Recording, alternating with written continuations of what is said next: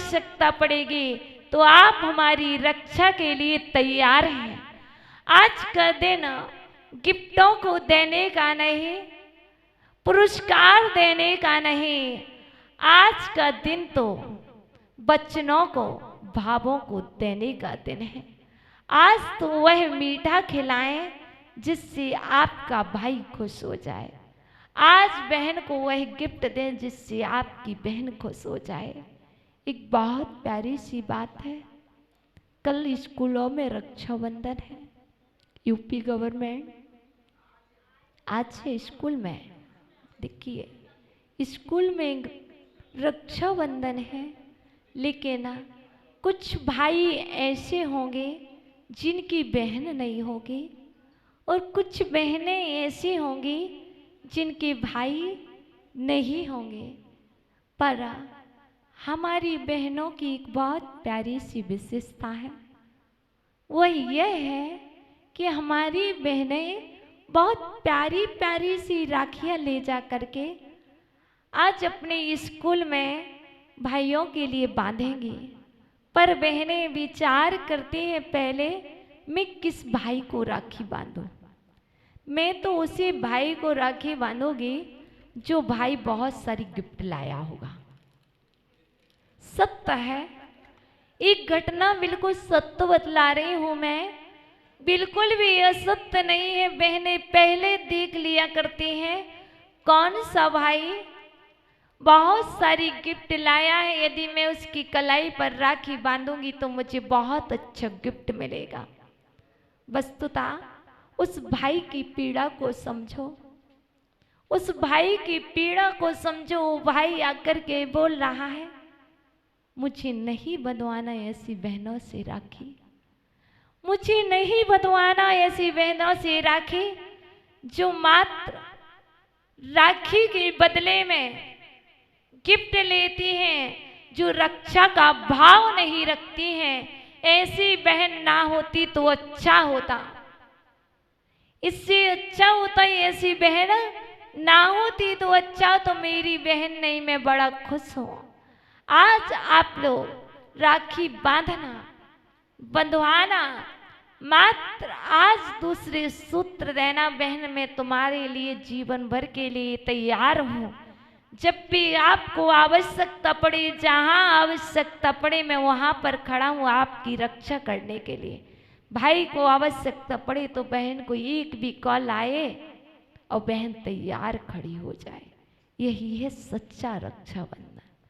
मात्र नाम का रक्षाबंधन रक्षाबंधन नहीं है। तो चलिए आज ध्यान रखना, पिच्छी में राखी, पिच्छी धारियों की रक्षा। कलाई भाई के कलाई पर राखी, भाई की रक्षा का भाव, बहन की रक्षा का भाव। स्वामी और स्वामिनी की कलाई पर राखी, तो बात यहाँ पर ये है कि स्वामी आपकी रक्षा करें, आप स्वामी की रक्षा करें। भाई भाई की कलाई पर राखी तो भाई भाई की रक्षा करे, और छोटा भाई बड़े भाई का, बड़े भाई छोटे भाई की, और बहन बहन की कलाई पर राखी तो बहन बहन की रक्षा के लिए तैयार। और समाज की कलाई पर राखी तो समाज की रक्षा का भाव, और मंदिर के द्वार पर राखी तो मंदिर की रक्षा का भाव। बस विचार इतना सा आ जाए आपके जीवन में, रक्षाबंधन पर्व मनाना सफल हो जाएगा। तो मुझे बता दो, आज कौन किसकी कलाई पर राखी बांधेगा?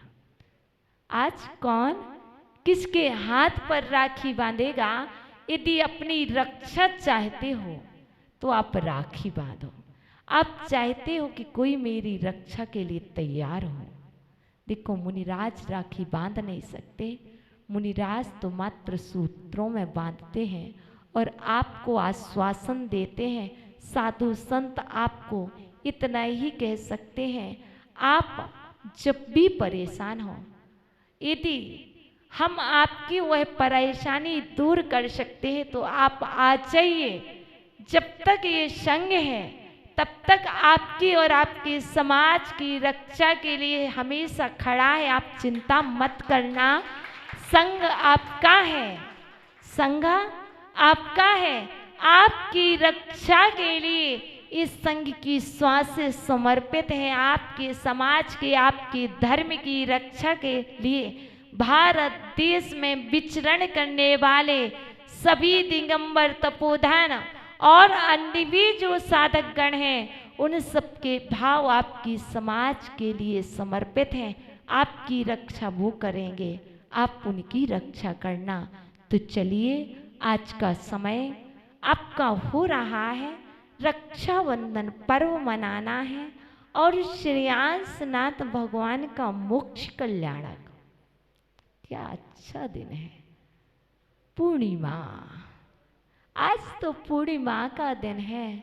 श्री अंशनाथ, श्रेय का पथ दर्शाने वाले श्री अंशनाथ भगवान, कल्याण का मार्ग दिखलाने वाले, मंगल का मार्ग दिखलाने वाले श्री अंशनाथ भगवान का आज मोक्ष कल्याणक एवं 700 मुनिराजों का उपसर्ग निवारण हुआ था। तो आज उनका रक्षाबंधन पर्व मना रहे। लड्डू भी चढ़ाएंगे और लड्डू चढ़ा करके अंदर में एक लाडू भी चढ़ेगा। आप उससे खुश होंगे। बहुत अच्छी बात है, लड्डू भी चढ़ाओ और लड्डू चढ़ा करके उस मार्ग पर भी बढ़ो। इतने में ही श्री अंशनाथ भगवान के लाडू एवं निर्वाण महोत्सव मनाने में सफलता है। बाकी यूँ लड्डू तो डेढ़ी चढ़ाए हैं, प्रतिदिन चढ़ाते हैं। देखो, आज तो गोल गोल लड्डू बने हैं, गोल गोल बने हैं। अभी तो कोई और तरह के बनते थे, आज तो गोल बने हैं, कोई और छोड़ नहीं है। ऐसे ही यहाँ पर बैठे हुए लोगों का कोई भी और छोड़ नहीं है। पता नहीं कौन किसकी कलाई पर राखी बांध दे और कहे कि ये लड्डू आपके लिए है। चलिए, बहुत अच्छा है। आएंगे तो हम और आप सभी उस पद्धति से जुड़ेंगे, क्योंकि 10:38 पर पूर्णिमा प्रारंभ होने वाली है। 10:38 पर पूर्णिमा प्रारंभ होने वाली है और पूर्णिमा में हमें प्रथम चरण में लड्डू भी चढ़ाना है। और पूर्णिमा पर 7 दिन से जो उपसर्ग हो रहा था, आज वह उपसर्ग दूर हुआ है। इसलिए हमें और आपको रक्षा सूत्र में बंधना है। लोग कह रहे हैं आज मनाओ कि कल। देखो, कल 6:53 तक पूर्णिमा है। सुबह 6:53 तक पूर्णिमा है। इसलिए हम तो आज ही सब कुछ मनाएंगे। तो चलिए, आपका समय हो चुका है।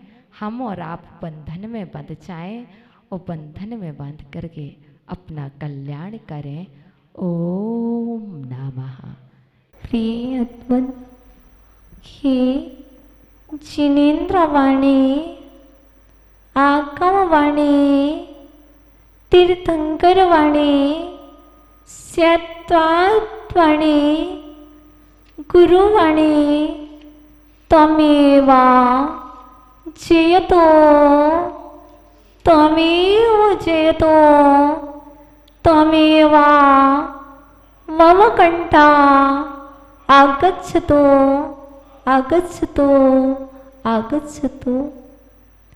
प्रिय अद्वैत वक्तामृत स्त्रोत की भक्ति धारा में अब गायन करते हुए आज हम सभी शोक को हरने वाला, जीवन भर साथ रहने वाला और हमारी और आपकी मनोरथों को पूर्ण करने वाला 28वां काव्य प्रस्तुत हो रहा है, जो एक विशेषता को लिए हुए है। आज से हम यहाँ पर विशेष में जो विशेषता है उस विशेषता को जानने के लिए सर्वप्रथम अष्ट प्रातिहार्यों में से जो एक प्रातिहार्य है वही है अशोक वृक्ष। अशोक वृक्ष को जानने के पूर्व हम पहले यह जानेंगे कि प्रातिहार्य होता क्या है, प्रातिहार्य कहते किसे हैं, प्रातिहार्य प्रभु के साथ क्यों रहते हैं। तो सर्वप्रथम जान लें तीर्थंकर भगवान की महिमा का बोध कराने वाले चिन्ह को। जो तीर्थंकर भगवान की महिमा का बोध कराते हैं उन चिन्हों को प्रातिहार्य कहते हैं। जैसे राजा के साथ राजा का परिकर होता है, जैसे महाराज के साथ उनके शिष्य समुदाय हुआ करते हैं, शिष्यों का समुदाय ही साधु का परिकर होता है, वैसे ही तीर्थंकर भगवान का जो बोध कराते हैं उनका जो परिकर होते हैं। जैसे यदि राजा के साथ सेवक ना हो तो राजा का महत्व होगा क्या, नहीं होता है। उसी तरह प्रातिहार्य तो तीर्थंकर भगवान के साथ सेवक के समान सदा रहते हैं। जैसे सेवक राजा के साथ प्रति समय रहते हैं, वैसे ही तीर्थंकर भगवान का जिस दिन से समोषण लगता है उसी दिन से ये अष्ट प्रातिहार्य का परिकर सेवक के समान देवता के साथ सदा सदा प्रस्थान करता रहता है, साथ चलता है। आज हम उसी प्रातिहार्यों में से पहले प्रातिहार्य को देख रहे हैं, जो प्रातिहार्य हमारे लिए और आपके लिए जीवन में खुशहाली को देने वाला है, शांति का संचार करने वाला है और जो हमारे और आपके सुखों को हरने वाला है। यहाँ तक कि आचार्य भगवान मानतंग स्वामी कहते हैं, एक मनोरथ नहीं संपूर्ण मनोरथों को पूर्ण करने वाला। पहला प्रातिहार्य अशोक वृक्ष। अब बात आती अशोक, नाशोकः इति अशोकः। जिसके पास शोक नहीं होता है वह अशोक होता है। अशोक वही है जिसके पास किंचित मात्र भी शोक नहीं है। जिसके पास शोक है वही अशोक नहीं, और जिसके पास शोक नहीं वही अशोक है। अशोक बनने के लिए शोक रहित के पास आए हैं। हे प्रभु, आज मेरा मनोरथ पूर्ण कर दो। आज मैं इन मनोरथों को पूर्ण करने के लिए शोक रहित के पास आया हूं। हे प्रभु, मैंने सुना है वृक्ष का नाम अशोक वृक्ष होता है।